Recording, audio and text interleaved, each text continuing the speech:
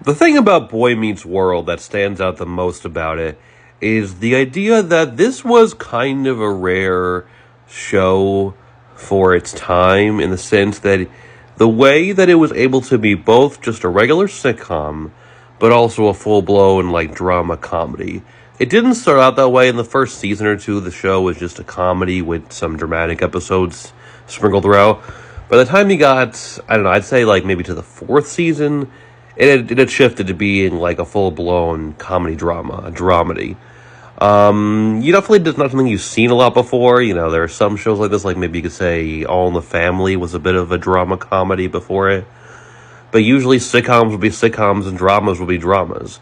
And you could have shows that were drama comedy, like The Wonder Years with, Ben Savage's brother Fred Savage, of course, but that show wasn't really a sitcom. It just kind of was more of a slice of life, drama comedy right from the get-go.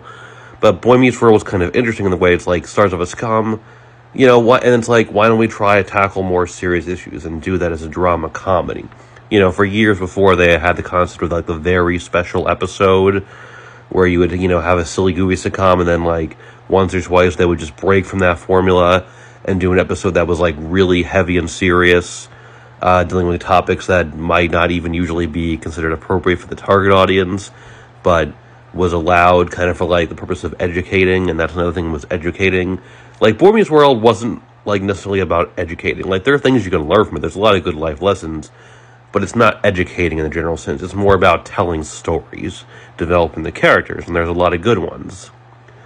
You had those very special episodes for a while and a lot of sitcoms, but Boy Meets World was kind of rare, and it was just like, let's just do both a sitcom and a drama comedy at the same time. And it balanced those aspects very well, I think. I think there are times when, it can feel like a little bit of too much of a tonal shift and could like feel a bit jarring.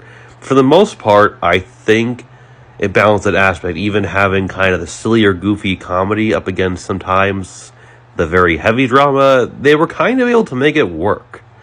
I think it's better that a lot of times the drama wasn't necessarily always particularly heavy. It was often just kind of regular, ordinary, human relationship drama and stuff.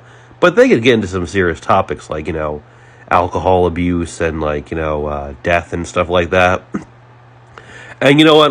A lot of people don't like Girl Meets World. I get it. I like the show.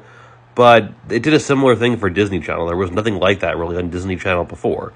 And if you didn't have Girl Meets World, let's be honest, there probably wouldn't be an Andy Mack either. Paved the way for that show. So that's something to give credit for, too.